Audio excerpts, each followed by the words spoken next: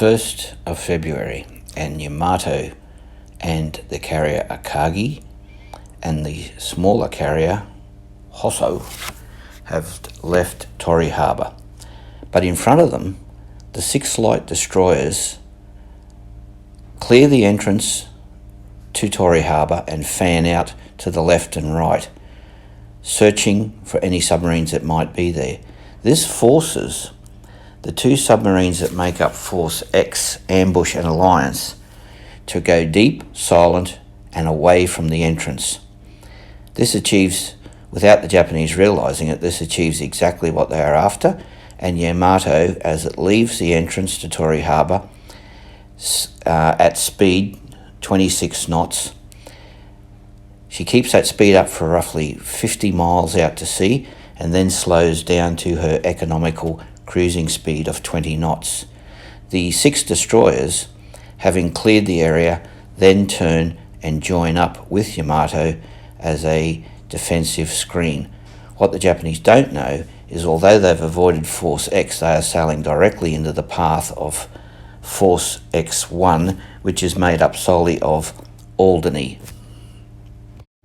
Following Yamato out of the entrance, the carrier Akagi and the 5 heavy destroyers turn east, and their job is to attack the airfield at Barracuda Island, destroying anything that they find in their path.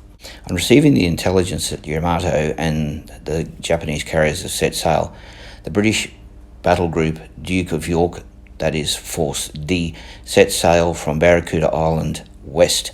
They are joined by Force C, which is the remaining escorts for Rodney.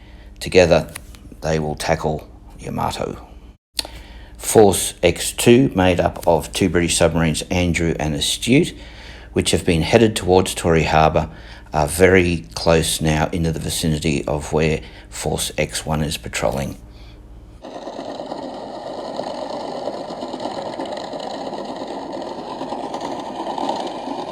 Take us up to periscope depth slowly.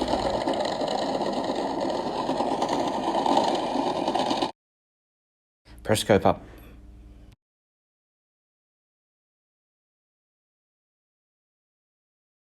Range to target, bearing, target speed, periscope down. Open all torpedo tube doors, front and rear, standby to fire front tubes 1 to 4.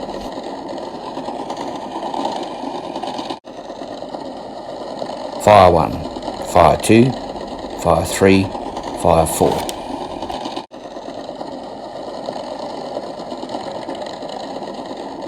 Take her down 300 feet, full revolutions, rig for silent running, steer 270 degrees.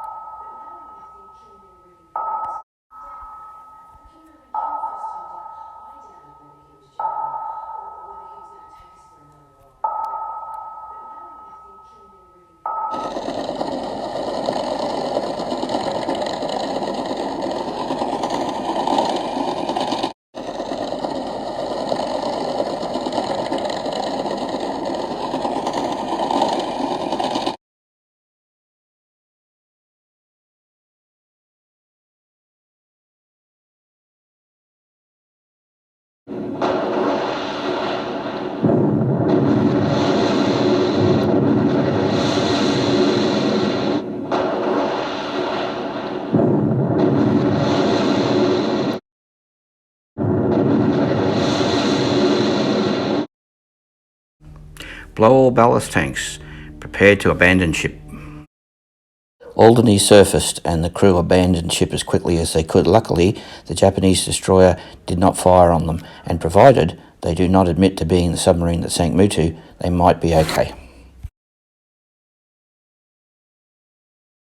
While the engagement between Yamato and Alderney were taking place, the Japanese aircraft carrier Akagi was preparing her dive bombers and fighters for the attack on Barracuda Island. Long-range reconnaissance aircraft from Barracuda Island have spotted the incoming fighter armada, and the island is alerted. The 10 fighters scramble and the air defences stand ready.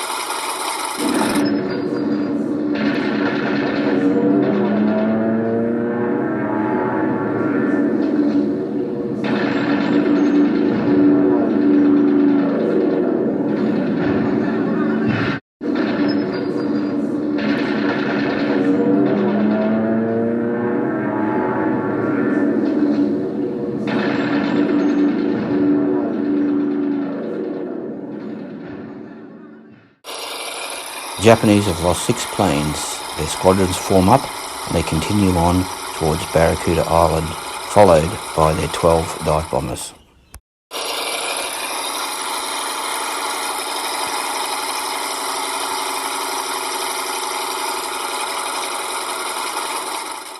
The Japanese fighters and dive bombers approach Barracuda Island. The fighters sweep in low and the dive bombers stay up high. Anti-aircraft defences know the attack is coming. Their fire is accurate and intense, and of the attacking fighters, they managed to shoot down 11 in total. But the fighters strafed the airfield, destroying the 5 dive bombers plus several long-range reconnaissance. They then also strafe the facilities on the airfield, destroying most of it. Next come the dive bombers, but they stay straight and level and flying high. The larger anti-aircraft guns swing into action and manage to shoot down 7 of the 12, which is really amazing. However, they do manage to hit their target and destroy the fuel storage tanks on the island. 3 fighters and 5 dive bombers return to Akagi, their mission accomplished, but at great cost. On returning, they find that the sea state is rough and it's a tricky landing. 1 dive bomber and 1 fighter crash and are damaged beyond repair. With the 5 fighters that Akagi had up as air cover, she now has, in total, 7 fighters and 4 dive bombers. And we mustn't forget the 11 torpedo bombers that never went out as her entire complement. While Akagi is attacking Barracuda Airfield, Yamato, with its screen of destroyers in front, behind and either side, is heading south at 20 knots. HMS Andrew picks up the approaching battleship and its escort destroyers and prepares to attack.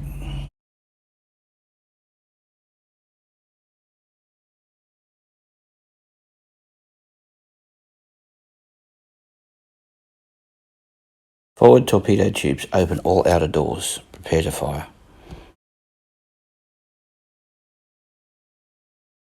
Note range, bearing and speed. Down periscope.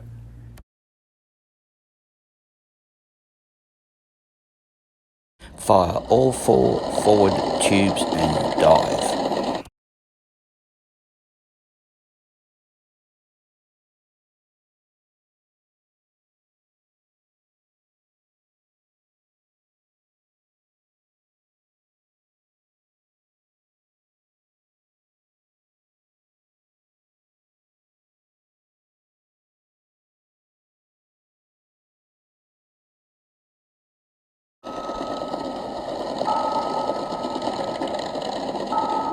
Take it down deep, silent running, turn hard to port. Everyone prepare for depth charge attack. The Japanese destroyer Oit went in for the attack and dropped 2 depth charges at every 100 feet, knowing that the British submarine could not go below 400 feet.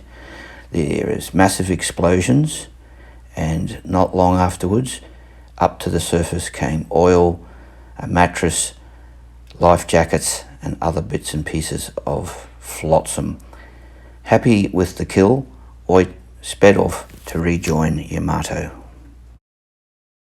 Andrew slunk quietly away, a little bit lighter, having lost some mattresses, life jackets, and other items fired out of the torpedo tubes. Meanwhile, Astute, patrolling, missed both Yamato and Akagi. Some might say that was lucky. Meanwhile, the Duke of York with Belfast and their reconnaissance aircraft finally spot Yamato. The range is 21 miles. The Duke of York is cleared for action, and immediately its 10 14-inch guns fire off a salvo. What beautiful precision, a straddle, and there are 7 hits on Yamato, but unfortunately at that range, the 14-inch guns cannot penetrate the 16 inches of armour belt on Yamato. Yamato now returns the favour, and 9 18-inch shells scream out towards Duke of York. Yamato's gunnery is just as good, and she scores 6 hits on Duke of York. Unfortunately for Duke of York, its belt armour is 10 inches, and the 18-inch shells can penetrate that, doing enormous damage. A few of them even arrive inside. One of them knocks out the second turret, and the ship loses steering. It's jammed into port and will remain that way for several minutes. Also, speed through damage is reduced to 14 knots. As Duke of York is jammed into a hard port turn, she can only now bring her forward turret of 4 guns to bear. They fire, and still they score 1 hit on Yamato, but of course they do not penetrate her armour. Again, 9 18-inch shells are fired off towards Duke of York. 3 more hits on the Duke of York, and 2 of those penetrate below decks. One of them knocks out the front turret, and the second one damages the boilers severely. The Duke of York is basically now dead in the water. The light destroyers Campbelltown and Hotspur come in to pick up the survivors from Duke of York with some urgency, as the big ship won't stay afloat for much longer. This has been a devastatingly quick engagement. Only a couple of salvos were fired. The Duke of York obviously wasn't in the same class as Yamato, and as the last remaining battleship of the British fleet in the Barracuda Straits sinks into the ocean, so with it go the hopes of the British holding the Barracuda Straits. It really has been a bad day for the British. The Duke of York really was not a match for the Yamato. Duke of York 14-inch guns, Yamato 18. Duke of York 10-inch belt armour, Yamato 16. But being the only battleship the British had left, she had to try. The orders have now gone out for all remaining craft to abandon the Barracuda Straits. Ambon Island, which has just been established by the British, is to be abandoned. Melville Harbour is to be abandoned. Everything that isn't nailed down is moved aboard the Ark Royal, and she departs in the middle of the night with total blackout and sticking close to the coastline to avoid submarines, and makes her escape. The 4 remaining British submarines are ordered to stay on patrol in the area, but not to take offensive actions. They are purely now to report on Japanese movements. So what now of the Japanese? They have their premier battleship Yamato in very good order, with 1 torpedo hit, which you barely noticed, and hits from Duke of York, but they have not really done that much damage. They have an aircraft carrier, Akagi, with a reasonable number of attack planes on it, 11 torpedo bombers for a starter. Back in harbour, they have the battleship Husol, which will be in dry dock and repairs till roughly the 6th of March. Then they'll have her back in fighting order, plus all their destroyers and a couple of their large I-400 submarines. So they are a very powerful force, and they will now spread out and take over Barracuda Straights, putting troops into all the various other harbours and strengthening that area. They would be very hard to move out, and the British certainly don't have the capacity at the moment. Just take a minute to discuss with you a very interesting piece of kit the Japanese had, the Long Lance torpedo. Unlike every other torpedo at the time, it ran on pure oxygen, and this provided 5 times as much oxidizer. This increased the range, and as there was no inert nitrogen, this produced less exhaust gases, only carbon dioxide, which is significantly soluble in water, thus reducing the telltale bubble train. And I mentioned during some of the videos where the Long Lance was used that the enemy didn't actually see it coming until it was very close, because there was no telltale bubble sign back out to where it was fired from. So that gave the Japanese not only a huge range for their torpedo, but also it made the torpedo very hard to avoid. Interesting. Well, there you have it. That's chapter 6 of the Barracuda Straits campaign. Remember, the Barracuda Straits is fictional. The campaign is fictional, but the ships involved were real enough. Important point I want to make is, remember, this video is made with models and rules and is gamed basically on a table, and I didn't choreograph any of it. What I did do was work out tactics that I thought might be interesting to try or appropriate for the different units, but then everything reverted back to the rules. The firing, the hitting was all done using the naval rules that I have. And so when the hood blew up, for instance, as distressed as I was, that's what actually happened when the shell penetrated, and the dice roll unfortunately fell on a 6, which was a magazine hit, and up she went. So, you know, it happened, and I let it happen because I wanted to see how this campaign would play out. I was a little bit disappointed that the hood went up so soon. Royal Oak got damaged and then sunk on the way back by torpedoes.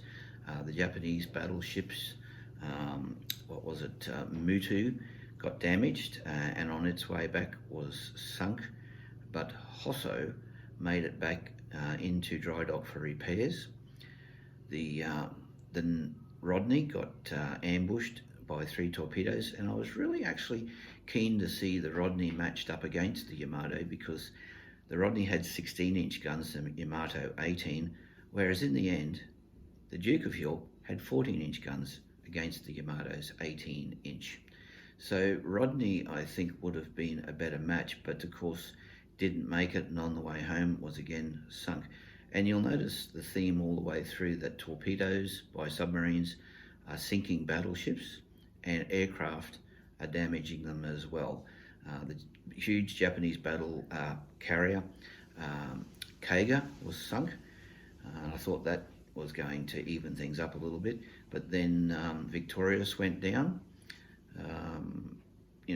So in the end, it is what it is, and it was played out like it would have been. So I hope you've enjoyed that campaign. It was, I suppose, a decisive victory for the Japanese, although they paid a price for it. And I hope it was entertaining enough for you to press that subscribe button down in the bottom right-hand corner. I really appreciate people who do that. Alrighty, so that's the end of that naval campaign, and we'll have a break now for a week or two, and then I'll start on an idea I've got for a Napoleonic battle. Okay, thanks for watching, and I'll catch you soon, I hope. Bye.